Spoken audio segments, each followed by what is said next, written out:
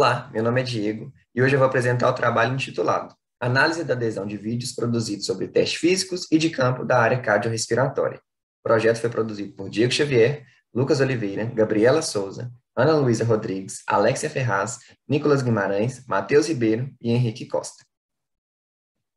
Nosso trabalho será composto por objetivos, metodologia, resultados e, por fim, as nossas conclusões. O objetivo, então, foi verificar a adesão do público acerca das videoaulas produzidas, por meio da contabilização do número de inscritos, curtidas, descurtidas, dos comentários e, por fim, pelo número das visualizações que os vídeos obtiveram.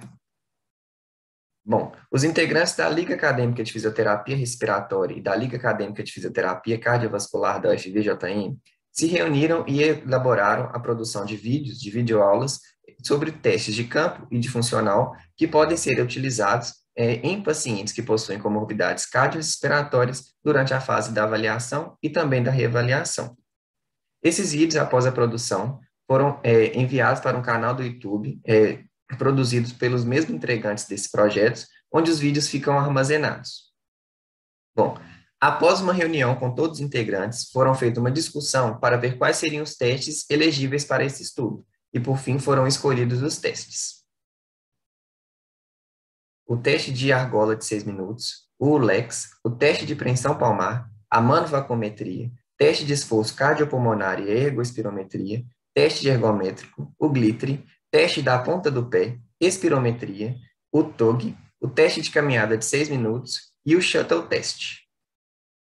Bom, os assuntos que esses vídeos abordaram foram qual o objetivo do teste, como realizá-lo, quais são as indicações e contraindicações que devem ser tomadas e como classificar os resultados obtidos.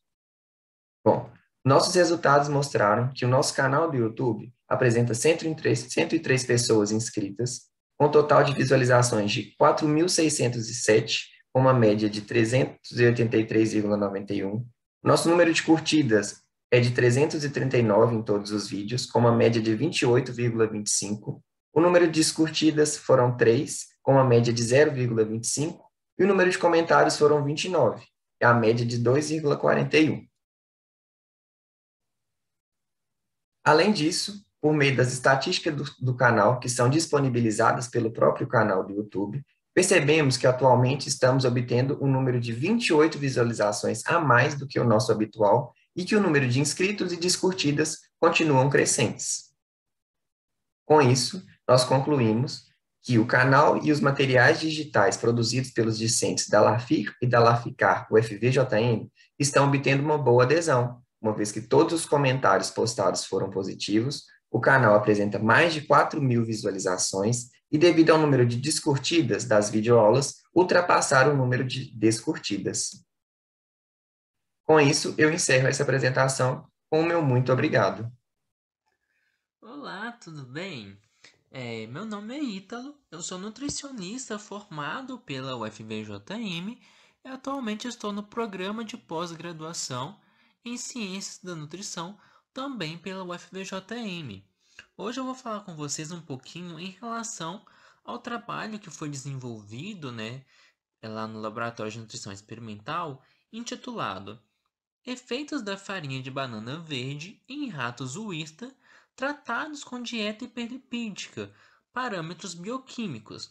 Então, um grupo de pesquisa foi composto por mim, Ítalo, pela Cecília, Eduardo, Camila, Alexandre, Arthur, Nísia e foi orientado pela professora Tânia. A prevalência de obesidade na população de maneira geral e não só na brasileira vem atingindo proporções epidêmicas e se tornando cada vez mais um grave problema de saúde pública, porque a obesidade ela está muito correlacionada com o aparecimento e desenvolvimento de outras doenças crônicas não transmissíveis, como a hipertensão arterial, diabetes, aterosclerose, as dislipidemias também. Então, a obesidade está muito relacionada com a mudança no padrão alimentar e nos hábitos de vida da população, que tem consumido cada vez mais alimentos ultraprocessados que são ricos em gordura e carboidratos simples e diminuindo os seus níveis de atividade física e também de consumo de alimentos minimamente processados em natura, como as hortaliças e as frutas. A farinha de banana verde, ela contém um elevado teor de amido resistente. Ele se comporta no nosso organismo como se fosse uma fibra solúvel, o que aumenta a saciedade, né, das pessoas. Então, entre os benefícios, né, do consumo do amido resistente, principalmente, tem tido essa questão do controle da glicemia, a melhora do funcionamento intestinal e a diminuição do acúmulo de gordura corporal e a prevenção de diabetes também. Então, o objetivo desse estudo foi avaliar os efeitos nutricionais da inclusão da farinha de banana verde em roedores tratados com dieta hiperlipídica em relação à quantidade, né, de glicose, colesterol total, a lipoproteína de alta densidade, que é a HDL, a lipoproteína de muita baixa densidade, que é a VLDL, e também dos triglicérides séricos, né? E também foram avaliados os triglicérides e o colesterol do fígado e das fezes de 24 horas pré-eutanásia desses animais. Então, o estudo ele foi inicialmente submetido ao Comitê de Ética em Uso dos Animais da UFVJM e foi aprovado com o protocolo 020/2019. Então, para esse trabalho, né, foram utilizados 32 ratos uístas machos com 21 dias de idade, que foram distribuídos em 4 grupos, com um total de 8 animais por grupo, durante 14 semanas de tratamento. Então, né, nós temos os 4 grupos. O grupo controle, que é o grupo CC, que recebeu apenas a ração comercial no Bilab durante as 14 semanas de tratamento. E essa ração é a ração padrão utilizada, né, para crescimento e desenvolvimento dos animais de maneira adequada. Então, ela possui uma quantidade adequada de proteína, carboidrato, lipídios e também de vitaminas e minerais para garantir o bom crescimento e desenvolvimento dos ratos, né? É o grupo também, o grupo controle farinha, que é o grupo CF, que recebeu a ração comercial durante 7 semanas iniciais e depois recebeu ração mais adição de 20% de farinha de banana verde durante 7 semanas. O grupo hiperlipídico, que é o HH, que recebeu ração comercial mais 40% de banho de porco durante 14 semanas.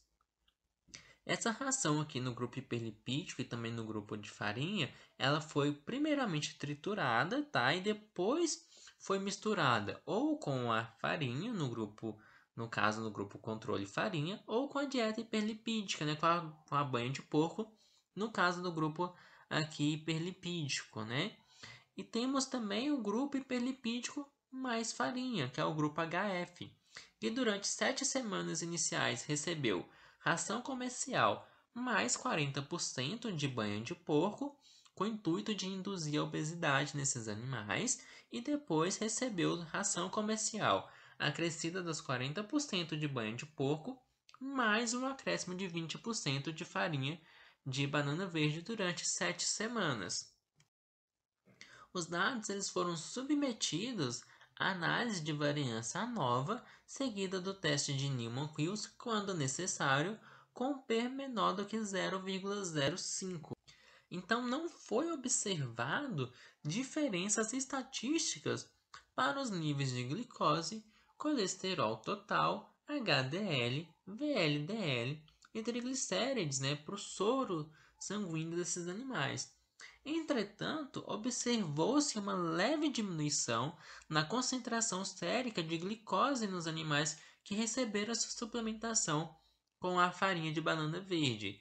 Então, tanto o grupo CF, que foi o controle farinha, quanto o grupo hiperlipídico farinha tiveram essa leve diminuição na concentração de glicose circulante ali, mas essa diferença não foi estatisticamente significativa.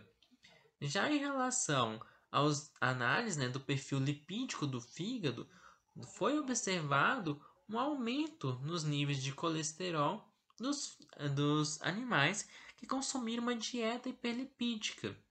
Já em relação aos triglicérides, o grupo que recebeu a dieta hiperlipídica mais a farinha apresentou maior concentração que o grupo hiperlipídico apenas, que por sua vez foram maiores que os grupos controle e controle farinha. Os níveis de colesterol fecal então, foram maior nos grupos controle farinha, a hiperlipídico e hiperlipídico farinha também. Isso comparados com o grupo controle. E os valores de triglicérides foram maiores nos grupos hiperlipídico e hiperfarinha do que no grupo controle e controle farinha, isso pensando nas fezes dos animais. Então podemos concluir que a inclusão da farinha de banana verde, ela demonstrou um possível efeito hipoglicêmico nesses animais, além de auxiliar na maior excreção fecal de colesterol, o que contribui para sua redução no organismo. Essas foram as referências que eu utilizei para o desenvolvimento dessa apresentação. Muito obrigado. Olá, o meu nome é Ana Luísa e eu sou estudante do curso de enfermagem da UFVJM, sob a orientação do professor George. Vou apresentar hoje o trabalho Internações por Diabetes mellitus na mesorregião do Vale de Jequitinhonha, Minas Gerais. Este trabalho ele faz parte do meu trabalho de conclusão de curso, que está em fase final de elaboração e de análise de dados. O diabetes mellitus é definido pela Sociedade Brasileira de Diabetes como um distúrbio metabólico caracterizado por hiperglicemia persistente causada pela deficiência na produção de insulina ou resistência à sua ação. O diabetes ele é uma doença crônica que ocorre em todo o mundo, cuja incidência e suas complicações vêm crescendo nos últimos anos, consequência de uma série de fatores, como, por exemplo, a transição epidemiológica e os hábitos modernos de vida. É um problema de saúde relevante no Brasil, que está relacionado a fatores demográficos e a outras condições de saúde, e o que tem desafiado as autoridades públicas, exigindo uma reorientação dos serviços de saúde. A prevalência de diabetes no Brasil e no mundo. No mundo, a prevalência de diabetes ela foi estimada pela 9ª edição do Atlas da Federação Internacional de Diabetes em 9,3%. Isso corresponde a 463 milhões de pessoas no mundo. No Brasil, a Pesquisa Nacional de Saúde, realizada no ano de 2013, ela estimou a prevalência de diabetes em 6,2%.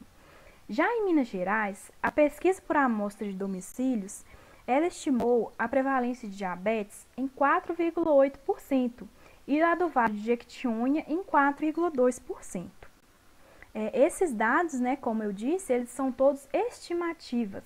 E aí que entra o problema da minha pesquisa, que é a escassez, ou a inexistência de estudos epidemiológicos sobre a doença no Vale de Jequitinhonha. E esse é um problema que vai além do Vale de Jequitinhonha. Os estudos sobre prevalência de diabetes, sobre internações do diabetes, eles são escassos no Brasil como um todo. O objetivo do estudo foi analisar o perfil das internações por diabetes na mesorregião do Vale de Jequitinhonha entre os anos de 2008 e 2019. A metodologia do estudo. O tipo do estudo ele é epidemiológico, ecológico e retrospectivo. O cenário são as 59 cidades que compõem a mesorregião do Vale do Jequitinhonha, em Minas Gerais. A fonte de dados foi o DataSUS. Esses foram coletados dados sobre as internações hospitalares por diabetes, conforme o capítulo CID-10, Doenças Endócrinas, Nutricionais e Metabólicas 055, Diabetes mellitus. O tratamento dos dados ele foi feito usando o Excel e a análise estatística. Os aspectos éticos. O projeto ele foi aprovado pelo Comitê de Ética de acordo com o parecer abaixo. E os resultados? Aqui, né, a gente traz uma tabela com a distribuição das internações por diabetes entre os anos de 2008 e 2019 no Vale do Jequitinhonha, Minas Gerais. Aqui, né, a gente pode perceber que ao longo desses anos ocorreram 11.151 internações por diabetes. Isso significa que ocorreram em média 857,8 internações por ano. Nesse slide aqui, a gente destaca a diferença de gênero nas internações. A gente pode perceber que foram internados, do total de internados, 61,8% eram mulheres. Aqui, né, a gente pode destacar a questão da faixa etária. Aqui a gente pode perceber que a maior faixa etária de internação, ela começa, né, a partir dos 40 anos. E existe, né, uma diferença entre os homens e as mulheres. Entre as mulheres, a maior parte das internações, ela vai ocorrer, né, entre 60 e 79 anos. Já entre os homens, essa faixa etária, ela cai. A maior parte das internações vai ocorrer entre 50 e 69 anos. Aqui, né, a gente tem um gráfico que mostra a evolução das taxas de internações por diabetes mellitus. Em amarelo, né, a gente tem os homens, e que teve uma média de 8,7 internações, né, por 10 mil habitantes. As mulheres aparecem em preto, e a gente teve uma média de 14,2 internações por 10 mil habitantes. Isso mostra, né, também a diferença, né, entre a questão da internação entre os homens e as mulheres. E qual que é, né, a nossa teoria, a nossa hipótese para isso? A maior prevalência de internação entre as mulheres, ela já foi demonstrada em outros estudos. E isso pode ser relacionado à maior prevalência da doença neste sexo. Já a questão da faixa etária, a faixa etária de internação dos homens ser menor que das mulheres pode estar relacionado ao fato deles procurarem um serviço de saúde apenas quando já existem complicações graves ligadas ao diabetes. Ou seja, os homens, eles não procuram o serviço como uma forma de prevenção. Eles não procuram a atenção primária, né, como forma de prevenir a doença. O que acontece no caso das mulheres, né? Geralmente elas procuram o serviço mais cedo e por isso essa internação das mulheres ela vai ser postergada, né, para uma faixa etária mais superior do que os homens. E qual que é a nossa conclusão? Através desse estudo, né, nós concluímos que ainda são precárias as publicações científicas sobre as internações por diabetes mellitus no Brasil, porém elas são extremamente necessárias, vistas que elas servem de base para o planejamento dos serviços de saúde e para que melhores estratégias sejam aplicadas para a redução da morbimortalidade causada pela doença.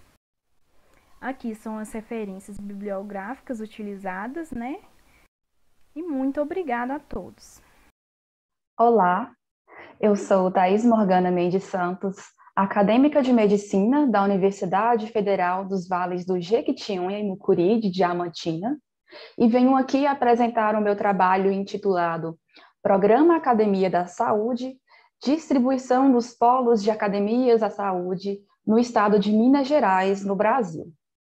Esse trabalho, juntamente comigo foi produzido por mais uma discente da Faculdade de Medicina, a Andressa Duarte de Souza, bem como mais 3 docentes também da Faculdade de Medicina, Daniela, Magnânia Cristiane e Delba. Bom, para introduzir o nosso trabalho, sabemos que a atividade física ela é essencial para o desenvolvimento de uma vida saudável. E dentro desses diversos benefícios que a atividade física promove em nossa vida, podemos citar alguns como o envelhecimento saudável, bem como a prevenção e tratamento de doenças crônicas, além dos benefícios para uma saúde mental com qualidade. Pensando nessa importância da atividade física na nossa vida, Surgiu-se o programa Academia da Saúde em meados de 2011, um programa instituído pelo governo federal, que consiste em implantação de espaços e equipamentos de academias públicas com o intuito de promoção da saúde da população em geral, como parte da rede de atenção primária da saúde. E pensando nesse programa e na sua importância e no seu impacto dentro do Brasil, esse estudo objetiva apresentar a distribuição dos polos de academias da saúde no estado de Minas Gerais, aqui dentro do Brasil. Com metodologia, o nosso estudo ele é descritivo e se baseou em obtenção de dados extraídos de um banco de dados fornecido pelo governo, que foi utilizado o Cadastro Nacional de Estabelecimentos de Saúde do Sistema Único de Saúde, o SUS, o CNES, e dele retiramos informações relacionadas à Academia da Saúde. Dentre essas informações, a gente retirou a progressão de instalação de polos nesses municípios de Minas Gerais desde 2012 a outubro de 2021, que foi o período em que retiramos esses dados, bem como a concentração desses polos de academias por macro-regiões de saúde aqui em Minas Gerais também. Como resultado, aqui temos inicialmente esse gráfico apresentando essas academias da saúde em todos os estados aqui no Brasil. Podemos observar que Minas Gerais é o estado que tem uma maior quantidade percentual de academias instaladas e cadastradas nesse sistema do CNES, com 13,8%, superior ao segundo colocado, que foi Pernambuco, com 9,6%, mostrando aqui o quanto que Minas Gerais tem uma porcentagem muito maior em relação aos outros estados. Aqui também temos a apresentação do gráfico com os municípios de Minas Gerais. Sabemos que atualmente Minas Gerais possui 853 municípios, e desses municípios, apenas 282 possuem essas academias da saúde instaladas e cadastradas nesse sistema. Ou seja, 33,06% aproximadamente desses municípios possuem essas academias instaladas. E aqui, quase 67% desses municípios ainda não possuem academias da saúde. Aqui nesse gráfico podemos observar a progressão dessa instalação dessas academias aqui em Minas Gerais, no Brasil. Assim que foi instalado o programa em 2011, mais ou menos em 2012, os dados que obtivemos de Minas Gerais é que possuía 87 academias da saúde. Já em 2021, já possuímos 433 academias da saúde instaladas. Aqui, esse gráfico mostra que Minas Gerais teve uma progressão de instalação crescente durante esse período de 2012 a 2021. Aqui nessa tabela, temos aqui já a distribuição dessas instalações, desses polos de academias por macro-regiões de saúde em Minas Gerais. Podemos observar que aqui dessas macro-regiões, a centro e a norte são as maiores, que têm a maior quantidade de instalação dessas academias. O centro com 26,10% e o norte com 18,4% das academias de Minas Gerais. E o Jequitinhonha, que é a macro-região a qual fazemos parte aqui, a Universidade Federal, a UFVJM, está mais ou menos em quarto lugar, com 3,70% dessas academias em Minas Gerais. Em conclusão, podemos dizer que Minas Gerais foi o estado com maior investimento nessa construção desses polos de academia em relação aos demais estados.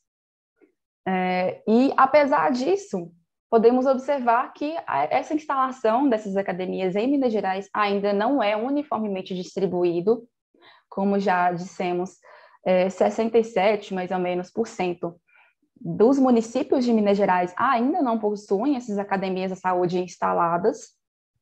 E esses dados são importantes, como podem ser uma monitorização, pode ser uma ferramenta de monitorização para a gestão pública, para identificar essa realidade desses municípios de Minas Gerais e também no Brasil, da realidade da adesão desses programas, dessas academias da saúde, identificar quais são os municípios que possuem essas academias e quais não possuem, identificar a demanda de cada município, de cada região, do estado e do Brasil em geral. Porque sabemos que esse programa, essa Academia da Saúde, é uma importante estratégia de incentivo à atividade física, à prática de atividade física pela população em geral, e já bem sabemos que é muito benéfica para a nossa saúde. Essas foram as nossas referências. Aqui fica o meu agradecimento à Universidade Federal dos Vales do Jequitinhonha e Mucuri e à Faculdade de Medicina, a qual eu faço parte, bem como ao Programa de Pós-Graduação Saúde, Sociedade e Ambiente, o SASA, já que parte desses dados aqui do Programa de Academia da Saúde fazem parte de um mestrado que está em andamento nesse programa. No mais, aqui fica o meu agradecimento pela atenção. Muito obrigada.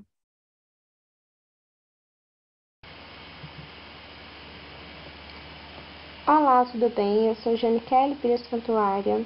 A equipe é formada por Ana Vitória Rodrigues Ferreira, Dominique Souza Silva, Ana Flávia Novaes Batista, Caterine Simone Caires Oliveira, Wesley dos Reis Mesquita, Fernanda Muniz Vieira.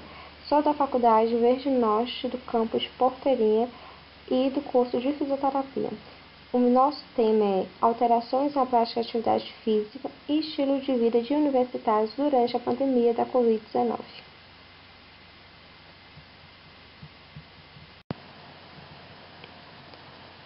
Introdução. O ingresso do ensino superior é considerado um momento de transição na vida das pessoas. O estilo de vida é caracterizado por padrões de comportamentos modificados, inadequados, que pode contribuir para que as doenças se manifestem cada vez mais cedo. Mas, por outro lado, o estilo de vida saudável pode ser o início de manutenção da saúde e prevenção de doenças. A pandemia do novo coronavírus ocasionou mudança do estilo de vida dos estudantes. A restrição social levou a uma redução importante dos níveis de atividade física de intensidade moderada a vigorosa. Aumenta o tempo de comportamentos sedentários e altera os hábitos alimentares. O objetivo foi avaliar o estilo de vida e o nível de atividade física pela percepção dos universitários durante a pandemia do novo coronavírus. Materiais e métodos. Trata de um estudo quantitativo de caráter transversal e descritivo. O estudo foi desenvolvido na Faculdade Verde Norte, campus Porteirinha em Mato Verde, Minas Gerais. Os estudantes responderam ao questionário online construído a partir do Google Forms, enviado via WhatsApp, constando questões referentes a aspectos sociodemográficos e percepção dos universitários sobre alterações do estilo de vida e nível de atividade física durante a pandemia. Os dados foram analisados a partir da distribuição de frequência através do SPSS, Windows versão 25.0. O estudo foi submetido ao Comitê de Ética em Pesquisa das Faculdades Unidas do Norte de Minas, FUNORTE, e aprovado sob o número 4.611.095.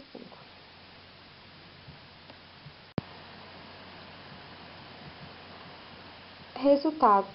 Participaram do estudo 145 universitários, sendo a maioria de sexos femininos, com idade entre 20 a 30 anos, cursando direito, odontologia e enfermagem. Em relação ao estilo de vida durante a pandemia, a maioria relatou uma piora. Quanto à alimentação saudável, não se alimentou de forma adequada. Sobre a prática de atividade física, a grande maioria praticou de forma parcial e relatou mudança no corpo como ganhou de peso.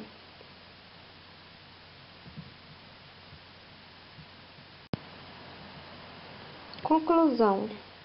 Conclui-se que a maioria dos universitários relatou que durante a pandemia houve uma piora no estilo de vida, alimentação inadequada, prática parcial de atividade física e ganho de peso.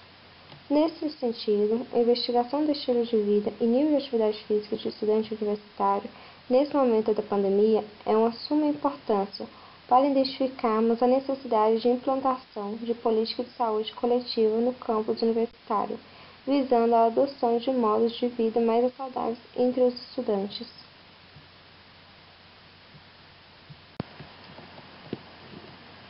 E por final, essas são as referências do nosso trabalho.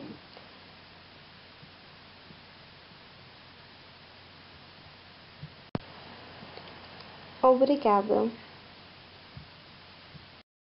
Olá, eu sou Maria Tereza Ottoni Figueiró, aluna de Iniciação Científica da Universidade Federal dos Vales de Jequitinhonha em Mucuri, e vou apresentar para vocês esse trabalho intitulado de A ingestão do óleo de piqui, Cariocar brasiliense, não afetou a tolerância à glicose, mas reduziu o conteúdo de GLUT5 intestinal em camundongos alimentados com dieta hiperlipídica. A absorção intestinal de macronutrientes exerce um papel-chave no desenvolvimento da obesidade. Ela é condicionada ao seu transporte através dos enterócitos por proteínas específicas, cuja expressão e conteúdo podem ser afetados pela dieta. O óleo de piqui é rico em ácidos graxos monoinsaturados e carotenoides, que, isoladamente, podem afetar o transporte intestinal de nutrientes. Entretanto, o efeito desses nutrientes, quando presentes em abundância em um único alimento, como é o caso do óleo de piqui, ainda não foi investigado. Dessa maneira, o presente estudo tem como objetivo investigar os efeitos da ingestão do óleo de piqui no conteúdo de transportadores intestinais de monossacarídeos em camundongos alimentados com dieta hiperlipídica. Foram utilizados camundongo da linhagem C57BL/6 machos e foram distribuídos em 4 grupos experimentais durante 8 semanas de tratamento. Cada grupo com N de 7 animais, sendo eles o grupo C, o grupo controle, animais alimentados com pellet e contém uma dieta controle e com 150 mg de banha de porco, o grupo CP, controle piqui, animais alimentados com pellet de dieta controle e com 150 mg de óleo de piqui, o grupo HL, ou seja, o grupo High Fat, animais alimentados com pellet com a dieta High Fat e com 150 mg de banha de porco, e o grupo HLP, que era animais alimentados com pellet de dieta High Fat e com 150 mg de óleo de piqui. Foram avaliados indicadores da ingestão alimentar, da adiposidade, a tolerância intraperitoneal à glicose e o conteúdo intestinal de transportadores de monossacarídeo, sendo eles o GLUT5, o GLUT2 e o CGLT1. O protocolo do estudo foi aprovado pelo Comitê de Ética em Pesquisa CEP, da Universidade Federal dos Vales do Jequitinhonha e Mucuri. A tabela 1 apresenta as características gerais dos grupos experimentais após 8 semanas de tratamento. E assim, foi possível inferir que o grupo HLP ingeriu mais calorias do que o grupo HL, mas que o peso corporal e a gordura visceral foram menores nesse grupo comparado com o grupo HL. A figura 2 representa o teste de tolerância oral à glicose dos grupos experimentais após 7 semanas de tratamento, onde, no gráfico A, representa o teste oral de tolerância à glicose realizado no final da 7ª semana após os tratamentos especificados, e o gráfico B representa a área sobre a curva do teste de tolerância oral à glicose durante 90 minutos após os tratamentos especificados. Assim, foi possível observar que os grupos HL e HLP foram igualmente intolerantes à glicose em comparação aos grupos C e CP. A figura 3 apresenta o conteúdo proteico dos transportadores intestinais de monossacarídeos de acordo com os grupos experimentais, o GLUT2, o GLUT5 e o SGLT1, em animais alimentados com dieta hiperlipídica. Em todos os gráficos, as barras pretas correspondem aos grupos C e HL, e as barras cinza correspondem aos grupos CP e HLP. No gráfico A, nós temos o conteúdo do GLUT2 e podemos observar que foi 47% e 27% maior nos grupos HLP e HL, respectivamente, comparado com o grupo C. No gráfico B, o GLUT5 foi reduzido nos grupos CP e HLP, em comparação com os grupos C e HL. No gráfico C, houve uma redução de 28% para o SGLT1. No grupo CP, seguido de 29% para o grupo HL e 65% para o grupo HLP. Mas as diferenças não foram significativas entre eles. Conclui-se que, em um cenário obesogênico, a ingestão do óleo de piqui reduziu o conteúdo do GLUT5, o que poderia reduzir a absorção intestinal de frutose. Se isso ocorreu, é possível que a menor disponibilidade de frutose tenha impactado na maior ingestão calórica pelos animais do grupo HLP. Entretanto, os efeitos do óleo de piqui em causar menor ganho de massa corpórea e adiposidade visceral podem ter sido causados por outros mecanismos não investigados nesse estudo. Este é um trabalho do Laboratório de Estudos Metabólicos do Departamento de Nutrição e fez parte do projeto de pesquisa de um mestrando do Programa de Pós-Graduação Multicêntrico em Ciências Fisiológicas. Os autores agradecem aos órgãos de fomento pelo apoio financeiro. Olá, gente! O tema do nosso trabalho é a relevância do processo de territorialização para a formação médica durante a pandemia, um relato de experiência.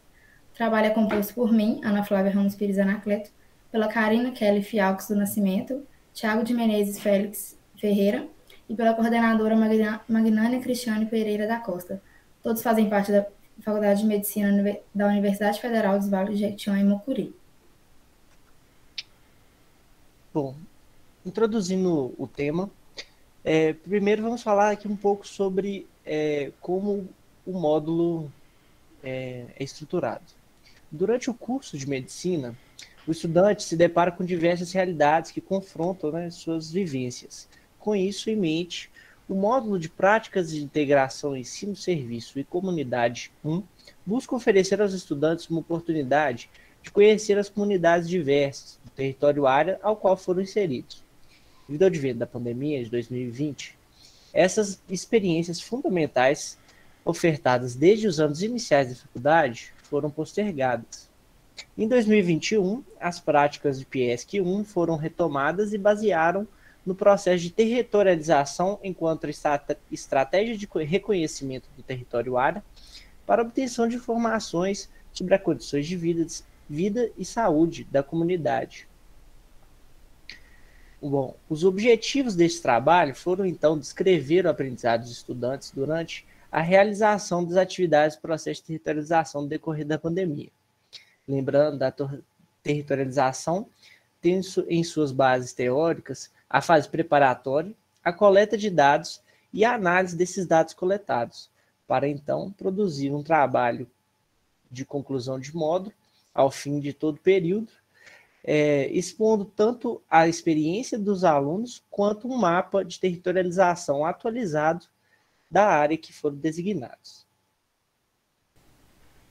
Bom, então se trata de um relato de experiência dessas práticas de territorialização que foram exercidas em uma estratégia de saúde da família no município local em Diamantina.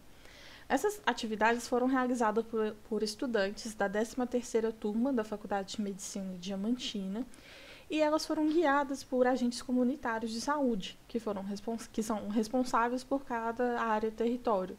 Isso no período de outubro de 2021.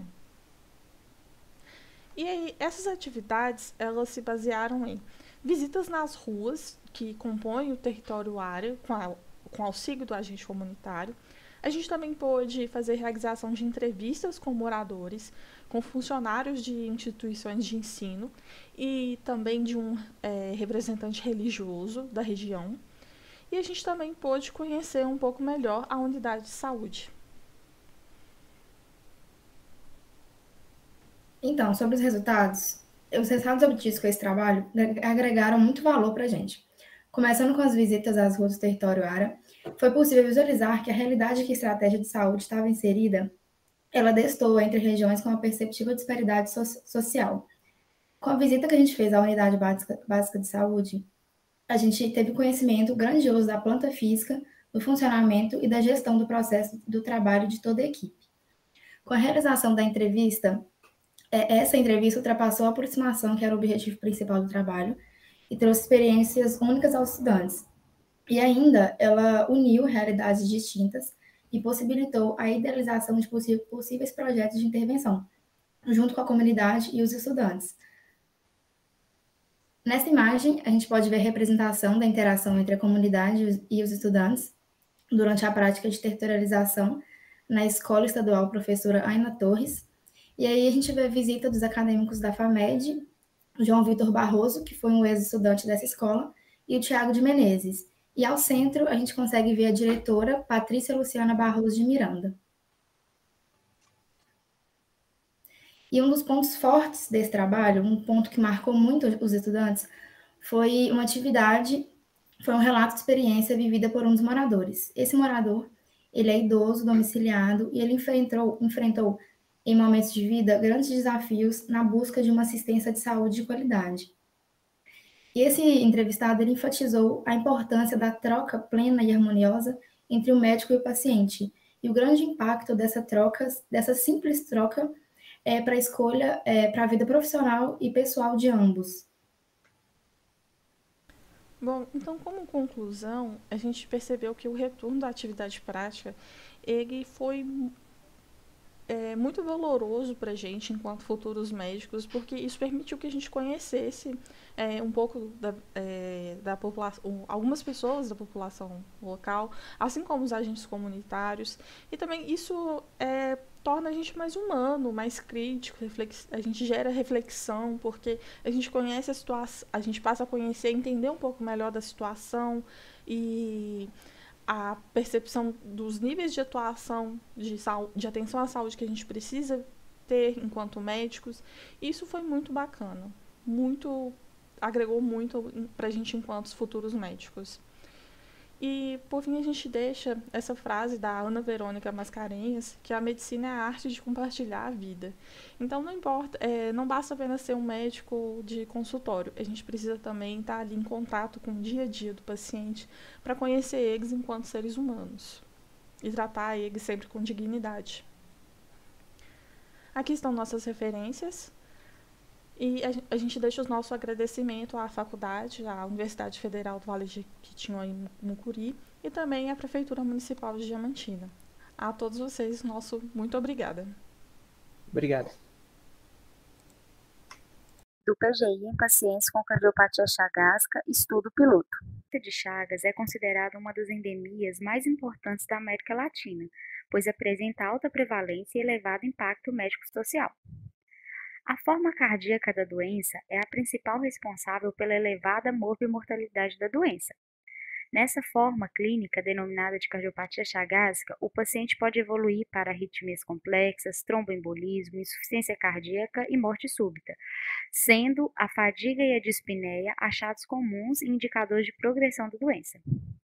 Portanto, pressupõe-se que os pacientes com cardiopatia chagásica apresentem menor capacidade de exercício, menor desempenho das atividades do cotidiano, e isso, consequentemente, irá afetar a qualidade de vida em relação a pacientes e pessoas saudáveis. A funcional NIRA é uma das formas encontradas para avaliar a intolerância ao esforço de acordo com a presença de sintomas. O interesse na avaliação da qualidade de vida da população chagásica vem crescendo no sentido de valorizar parâmetros mais amplos que sintomas, morbimortalidade ou expectativa de vida.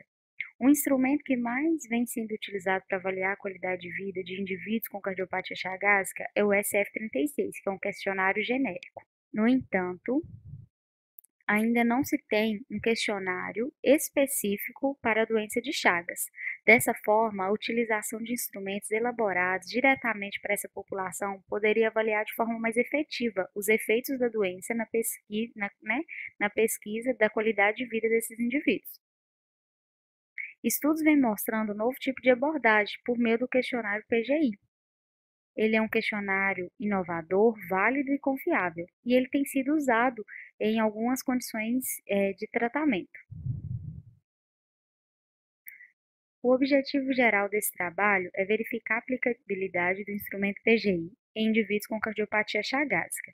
Apresenta alguns objetivos específicos, tais como verificar a confiabilidade teste-reteste do PGI em pacientes com cardiopatia chagásica, correlacionar o PGI com variáveis clínicas, classe funcional NIRA e índice de massa corporal, correlacionar o resultado encontrado do PGI com achados do questionário de qualidade de vida SF36 e no inventário de depressão de Beck, classificar as respostas encontradas no questionário PGI de acordo com os domínios da CIF. O delineamento usado trata-se de um estudo metodológico de corte transversal. Foram respeitados aspectos éticos, onde foram consideradas as diretrizes e normas regulamentadoras de pesquisas envolvendo seres humanos contidos na Resolução 466/2012 do Conselho Nacional de Saúde, de se salvaguardar os direitos e o bem-estar das pessoas estudadas. Foram realizadas avaliações nas dependências da FIEX, o FVJM, onde são realizados diversos trabalhos de graduação e mestrado. A amostra contém pessoas, né, que têm a cardiopatia chagásica, que são residentes de Diamantina ou região. Os dados desses indivíduos precisam estar registrados no banco de dados do projeto GEC, que é o Grupo de Estudo em Chagas, e foi feita uma avaliação criteriosa de todos os indivíduos elegíveis para pesquisa, de acordo com os critérios de inclusão e exclusão. Foram utilizados os instrumentos PGI, que é um instrumento que vem sendo utilizado em diversas patologias, como na doença pulmonar obstrutiva crônica, que propõe avaliar a qualidade de vida com foco no paciente. Foi utilizado também o instrumento SF36, no qual é um instrumento genérico e validado para avaliação de qualidade de vida, tanto em indivíduos saudáveis quanto em diferentes condições de saúde. Lembrando que o PGI ele foi aplicado num primeiro momento e depois, uma semana após a aplicação, foi aplicado novamente. Outro instrumento utilizado foi o inventário BDI, no qual ele é um inventário que contém 21 itens e ele se tornou muito usado para observar a existência de sintomas de depressão em todo lugar do mundo. Outra forma também de instrumento foi o IMC. O IMC ele é uma medida utilizada para ver se o indivíduo está no peso ideal de acordo com sua altura. Foi utilizado também a classe funcional NIRA, que é muito utilizada em indivíduos que apresentam insuficiência cardíaca, sendo uma forma rápida, né, de avaliação, no qual eles devem se classificar de acordo com os sintomas que apresentam durante a atividade. Estarei apresentando alguns resultados. Foram, nesse estudo piloto, contemplados 8 indivíduos, sendo 7 do sexo feminino e 1 do sexo masculino, no qual a idade média era ali de 61 anos. Aí foi observado que a média do IMC da amostra estudada foi de 27 quilos por metro quadrado. Observamos também que, em relação à classificação NIRA, foi observado que a maioria da amostra classificava-se como classe 1, ou seja, tinha ausência de sintomas durante atividades cotidianas, com limitação para esforços e assemelhante à espera de pessoas saudáveis. Vale ressaltar também que, na avaliação dos indivíduos chagásicos utilizado o instrumento PGI, foi encontrada a média de 64,25 pontos em relação à qualidade de vida relacionada à saúde, sendo que, quanto mais perto de 100, melhor essa pontuação. A média encontrada da pontuação do BDI foi de 9,8, indicando que os indivíduos da amostra apresentavam depressão leve e moderada. Foi observada a alta correlação da pontuação encontrada no PGI com aspectos relacionados à dor e componentes físicos. Entretanto, houve fraca relação entre o instrumento PGI com a pontuação do SF36, encontrada em aspectos físicos, aspectos sociais, aspectos emocionais e componente mental.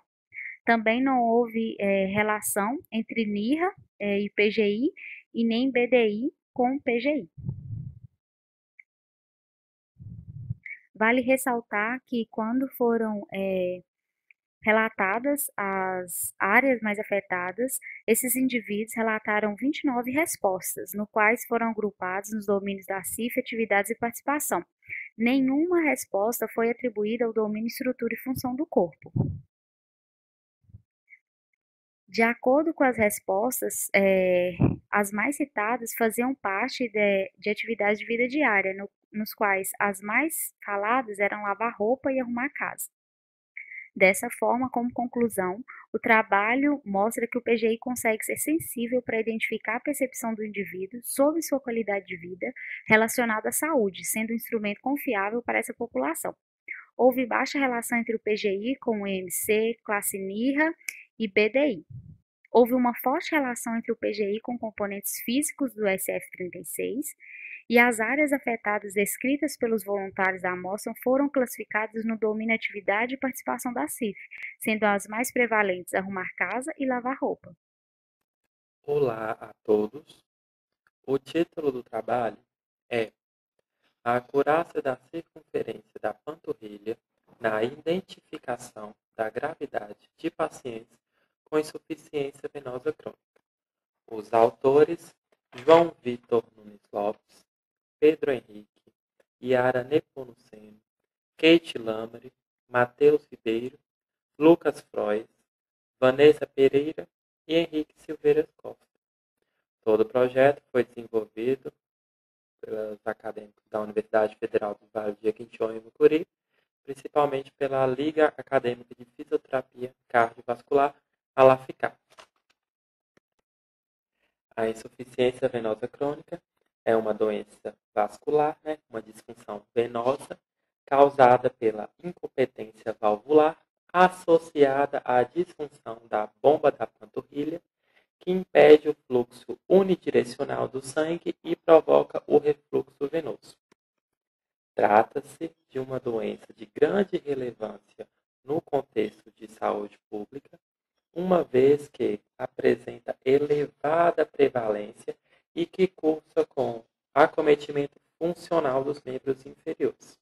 Além disso, é uma patologia de alta prevalência no Brasil, podendo cometer até 80% da população se considerarmos os graus mais leves da doença.